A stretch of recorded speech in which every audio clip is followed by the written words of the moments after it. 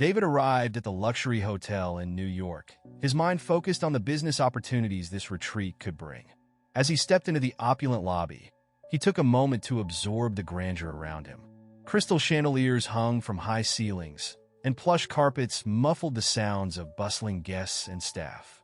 Despite the impressive surroundings, David couldn't shake a sense of unease. Approaching the front desk, David was greeted by Mrs. Stevens, the hotel manager. Her demeanor was cold and dismissive from the start.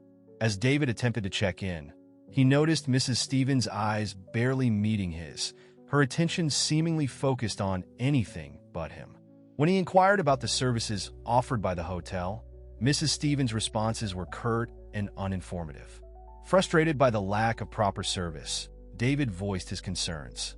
However, Mrs. Stevens appeared to ignore his complaints entirely, treating them as if they were inconsequential. This blatant disregard left David feeling not just frustrated, but deeply disrespected. With a heavy sigh, David collected his room key and made his way to the elevator. As he rode up to his floor, he couldn't help but feel that the situation was far more serious than he had initially anticipated. The contrast between the hotel's luxurious appearance and the subpar treatment he received was stark and troubling. Stepping out of the elevator, David noticed other guests around him experiencing similar issues. A couple was arguing with a staff member about a room mix-up, their voices tinged with exasperation. An elderly woman struggled with her luggage, seemingly invisible to the passing hotel employees. As David entered his room, he set down his bags and took a moment to collect his thoughts. The opulence of the suite did little to ease his growing concern. He realized that the problems he encountered weren't isolated incidents, but symptoms of a deeper, more systemic issue within the hotel's culture. Determined to understand the full extent of the situation, David decided to observe more closely during his stay. He pulled out his notebook and began jotting down his experiences and observations. Little did the hotel staff know that their new CEO was already formulating a plan to transform the very foundation of their workplace. David made his way to the hotel's restaurant, his mind still processing the poor treatment he'd received at check-in. As he entered, the opulent decor contrasted sharply with the tense atmosphere he sensed among the diners. His attention was immediately drawn to a family seated near the center of the room. The parents looked increasingly frustrated as they tried to catch a waiter's eye, while their children fidgeted restlessly in their seats. Despite their obvious attempts to get attention, the staff seemed to be deliberately ignoring them. David watched as the father finally managed to flag down a waiter. Instead of apologizing for the delay, the waiter's demeanor was cold and dismissive. He took their order with barely concealed impatience, leaving the family looking humiliated and upset. As David was seated at his own table, he noticed an elderly couple a few tables away struggling to communicate with a member of the wait staff. The couple, who appeared to be tourists, were trying to ask questions about the menu. The waiter, instead of attempting to understand or assist them, responded with visible disdain, speaking rapidly and making no effort to bridge the language barrier. The elderly man's face reddened with embarrassment, while his wife placed a comforting hand on his arm. They eventually gave up trying to ask questions and pointed randomly at items on the menu, clearly uncomfortable and feeling excluded. These incidents reinforced David's growing unease about the hotel's atmosphere. What he was witnessing wasn't just poor service.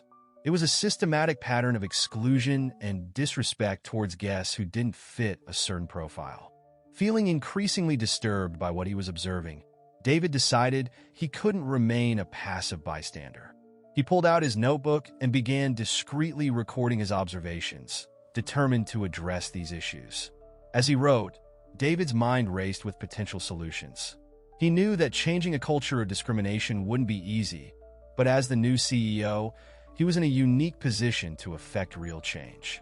He began to formulate a plan, knowing that he would need to approach this situation carefully to ensure lasting improvements in the hotel's practices and overall atmosphere.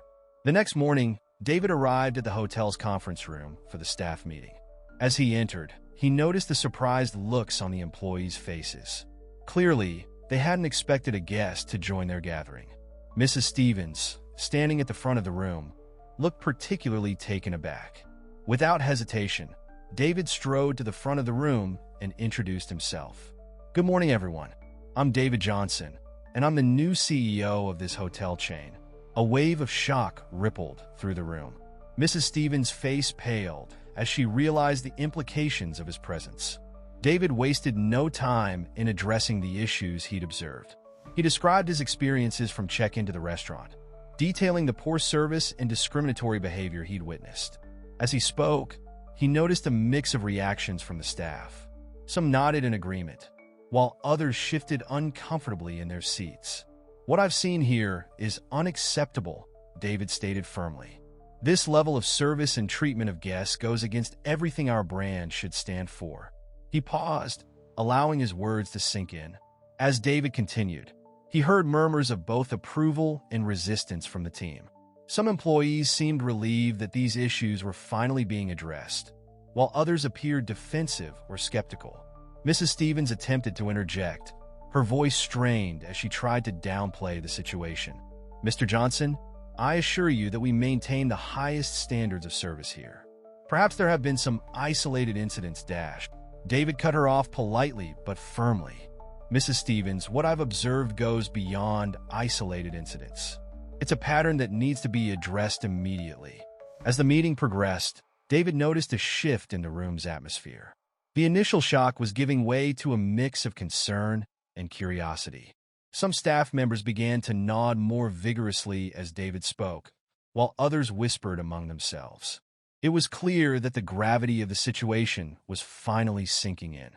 The employees were beginning to realize that significant changes were on the horizon, and that the status quo would no longer be tolerated.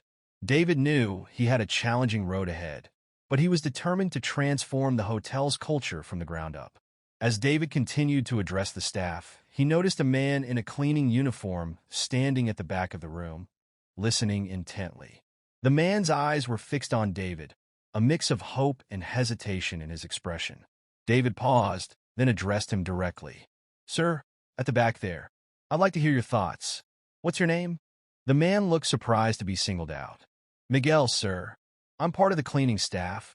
"Miguel, I'd like to hear about your experiences working here," David encouraged.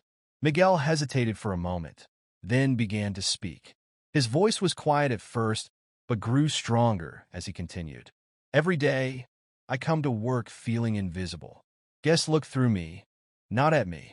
Some of the management treat us like we're not even here." As Miguel shared his story, David noticed other staff members nodding in agreement. Miguel continued, "We work hard to keep this place running, but we're never acknowledged. It's like we don't exist unless something goes wrong." David listened attentively, encouraging Miguel to continue. As Miguel spoke about the daily indignities he faced, from being ignored by guests to being reprimanded for minor issues, other staff members began to chime in. A receptionist shared her experiences of being passed over for promotion despite her qualifications. A bellhop described the racist comments he'd endured from both guests and fellow staff members. The atmosphere in the room shifted dramatically. What had started as a tense meeting was transforming into a cathartic sharing of experiences. David watched as years of pent-up frustrations and unspoken grievances poured out. "This is exactly why we need change," David said, addressing the room. "Every voice in this hotel matters. Every experience is important. We can't create a truly welcoming environment for our guests if we don't first create one for our staff." Mrs. Stevens stood to the side, her face a mask of discomfort as she watched her carefully maintained hierarchy crumble. David knew he was witnessing the first cracks in a long-standing culture of silence and discrimination. As more staff members opened up, David realized the depth of the challenge ahead. But he also saw the potential for real, meaningful change. The energy in the room was palpable, a mix of fear, hope, and the first stirrings of empowerment. As the sharing of experiences began to wind down, David seized the moment to propose concrete actions. "What we've heard today is unacceptable, but it's also an opportunity for real change. I want to implement a comprehensive training program focused on inclusivity and diversity." The room fell silent as David outlined his plan. "This program will be mandatory for all staff, from management to entry-level positions. We'll bring in experts to lead workshops on unconscious bias, cultural sensitivity, and effective communication across diverse groups. David noticed a mix of reactions. Some employees nodded enthusiastically, while others looked skeptical. Mrs. Stevens, in particular, seemed resistant to the idea, her arms crossed tightly across her chest. Additionally, David continued, we're going to establish an anonymous feedback channel. This will allow staff and guests to report incidents of discrimination or poor service without fear of retaliation. A murmur of approval rippled through the room. David could see that many employees were relieved to finally have a safe way to voice their concerns. I want to hear your ideas too, David added. How can we make these changes work in our day-to-day operations? Slowly, staff members began to offer suggestions. A front desk clerk proposed regular team-building exercises to improve communication between departments. A housekeeping supervisor suggested creating a mentorship program to support career advancement for all employees. As the discussion gained momentum, David noticed Mrs. Stevens shifting uncomfortably. When she finally spoke, her voice was tight with barely concealed displeasure. Mr. Johnson, while these ideas sound nice in theory, I'm concerned about the practicality. We have a certain way of doing things here. David met her gaze steadily. I understand change can be difficult, Mrs. Stevens, but it's clear that our current methods aren't working for everyone. We need to evolve. He turned back to the group. This is just the beginning. Implementing these changes will take time and effort from all of us. But I believe it's essential for creating a truly inclusive environment for both our staff and our guests. As the meeting concluded, David could sense a shift in the room's energy. There was apprehension, certainly, but also a palpable sense of hope. He knew the road ahead would be challenging, but he was determined to see it through. A week after the initial staff meeting, David organized a workshop for both hotel employees and guests. The hotel's largest conference room was set up with circular tables, each seating a mix of staff members and guests. David stood at the front of the room, addressing the diverse group. Thank you all for joining us today. Our goal is to create an open dialogue about your experiences at our hotel and in the hospitality industry in general. He explained the format. Participants would share their stories in small groups, then present key points to the entire room. David emphasized the importance of respectful listening and honest communication.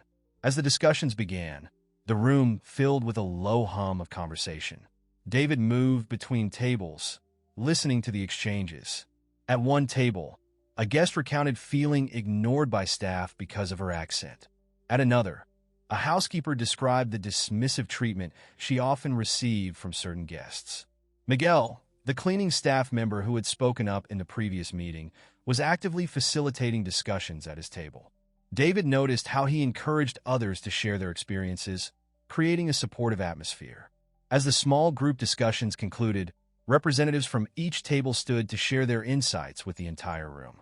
The stories revealed a pattern of unconscious biases, miscommunications, and systemic issues that ran deeper than David had initially realized. One guest, a business executive, admitted to his own biases. I never realized how I treated hotel staff differently based on their appearance.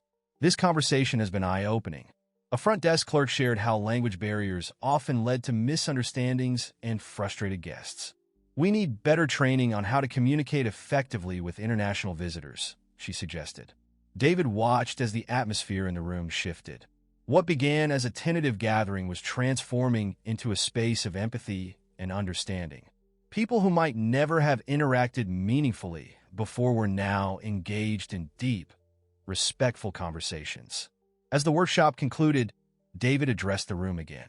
This is just the beginning of our journey towards creating a truly inclusive environment. The insights we've gained today will shape our policies and training moving forward. He noticed Miguel standing tall, a new confidence in his posture. It was clear that this workshop had not only highlighted problems, but also empowered individuals to be part of the solution.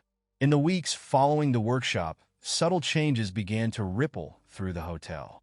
Staff members were more attentive to guests' diverse needs, and there was a noticeable improvement in interdepartmental communication.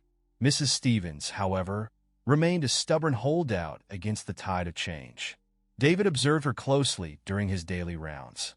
While she maintained a veneer of compliance with the new initiatives, her body language and tone betrayed her resistance. She would often be seen rolling her eyes during diversity training sessions or dismissing employee concerns in private conversations. Determined to address this obstacle head-on, David scheduled a meeting with the management team, including Mrs. Stevens. As they gathered in the conference room, he could feel the tension in the air. "I've called this meeting to discuss our progress on creating a more inclusive culture," David began. "I've seen some positive changes, but there's still work to be done." He turned to Miguel, who had become an unofficial liaison between staff and management. "Miguel, can you share some of the feedback you've been receiving?" Miguel nodded, his confidence growing with each passing day. "Staff morale has improved, and many feel more comfortable reporting issues.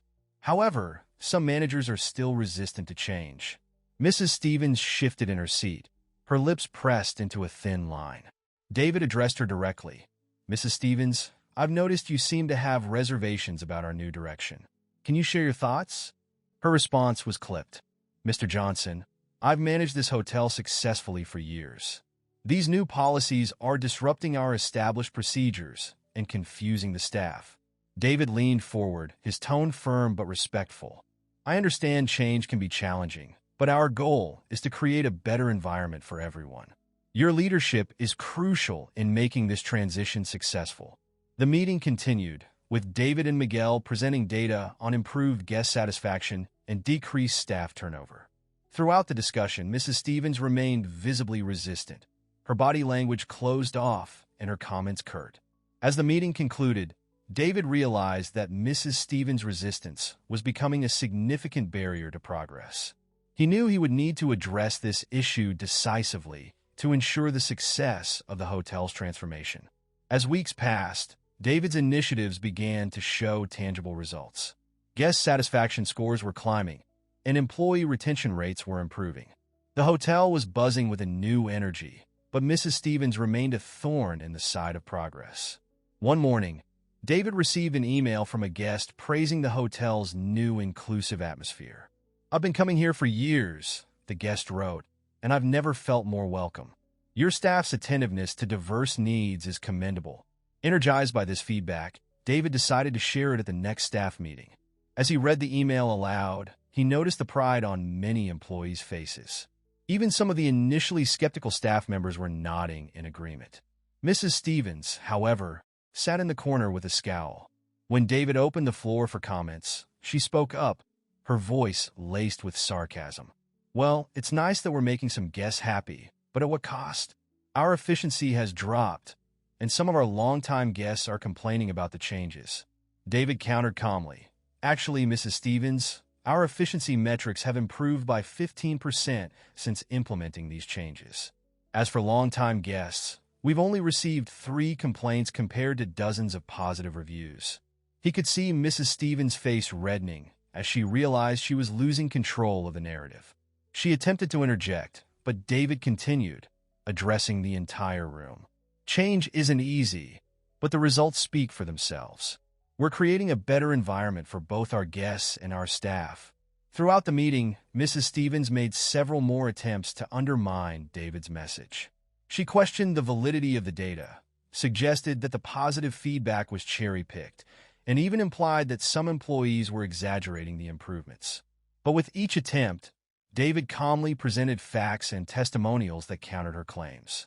He could see the rest of the staff growing increasingly uncomfortable with Mrs. Stevens' behavior. As the meeting concluded, David pulled Mrs. Stevens aside. "I understand you have concerns," he said firmly, "but your attitude is becoming disruptive. We need to discuss your role in this transition moving forward." Mrs. Stevens' eyes narrowed, a clear challenge in her gaze. David realized that the final showdown with the old guard was imminent, and he needed to be prepared for whatever came next. David called a final, crucial meeting with the entire hotel staff. The conference room was packed, with an air of anticipation hanging over the crowd. David stood at the front, a stack of documents and a laptop before him. "Today, we're going to review our progress and outline our future plans," David began. He launched into a comprehensive presentation, showcasing data on improved guest satisfaction, increased bookings, and positive employee feedback. As David spoke, he noticed Mrs. Stevens fidgeting in her seat, her face a mask of barely concealed anger. When he opened the floor for questions, she immediately stood up. "This is all very impressive, Mr. Johnson," she said, her voice dripping with sarcasm. "But I have serious concerns about the sustainability of these changes. We're catering to a vocal minority at the expense of our traditional clientele." David was prepared for this. "Actually, Mrs. Stevens, our data shows that our changes have broad appeal. Let me show you." He pulled up a graph on the screen, illustrating positive feedback across diverse guest demographics. As Mrs. Stevens attempted to interrupt, David calmly continued. "Furthermore, I have here a compilation of employee testimonials about the positive impact of our new policies." Sensing she was losing ground, Mrs. Stevens tried a different tack. "Well, I've heard complaints from staff about feeling pressured to conform to these new standards. They're afraid to speak up." At this, several employees in the room began to shake their heads. Miguel stood up. "That's not true, Mrs. Stevens. We have an anonymous feedback system now. Remember? People feel more empowered than ever to speak up." Other staff members began to voice their agreement, sharing personal stories of how the new policies had improved their work life. Mrs. Stevens looked around the room, realizing she was rapidly losing support. In a desperate move, she blurted out, "This is all a ploy by Mr. Johnson to push his personal agenda. He doesn't understand our hotel's heritage." The room fell silent. David took a deep breath, then calmly said, "Mrs. Stevens, I think it's time we address the real issue here." He turned to face the rest of the staff, knowing that the next few moments would be crucial in cementing the changes he had worked so hard to implement. David turned to face the room, his expression serious. "I had hoped it wouldn't come to this, but Mrs. Stevens has left me no choice." He clicked a button on his laptop, and a video began playing on the large screen. The footage showed Mrs. Stevens dismissing guest complaints, making derogatory comments about staff members, and explicitly instructing front desk employees to give preferential treatment to certain guests based on their appearance and perceived status. Gasps and murmurs filled the room as the video played. Mrs. Stevens' face drained of color, her mouth opening and closing wordlessly. David spoke over the growing noise. "This video compiles incidents from the past month alone. It's clear that Mrs. Stevens has been actively undermining our efforts to create an inclusive environment." He turned to Mrs. Stevens. "Your actions directly contradict our values and the positive changes we're implementing. I'm afraid your position here is no longer tenable." Mrs. Stevens, finally finding her voice, sputtered, "You can't do this. I've run this hotel for years. This is entrapment." "It's not entrapment, Mrs. Stevens. It's accountability," David replied firmly. "You're dismissed from your position, effective immediately. Please collect your belongings and leave the premises." As security escorted a shell-shocked Mrs. Stevens out, the room erupted in a mix of applause and shocked conversations. David raised his hands for quiet. "I know this is a lot to process, but today marks a new chapter for our hotel. We will continue to strive for excellence in service while fostering an environment of respect and inclusion for all." He looked around the room, meeting the eyes of his staff. "I'm counting on each of you to help make this vision a reality. Together, we can make this hotel a shining example of what true hospitality looks like." The meeting concluded with a sense of renewed purpose. As staff members filed out, many approached David to express their support and share ideas for further improvements. Miguel was the last to leave. He shook David's hand firmly. "Thank you," he said simply, his eyes shining with emotion. David nodded, feeling the weight of responsibility on his shoulders. He knew the road ahead would still have challenges, but he was confident that with this team, they could transform the hotel into a beacon of respect and inclusion in the industry.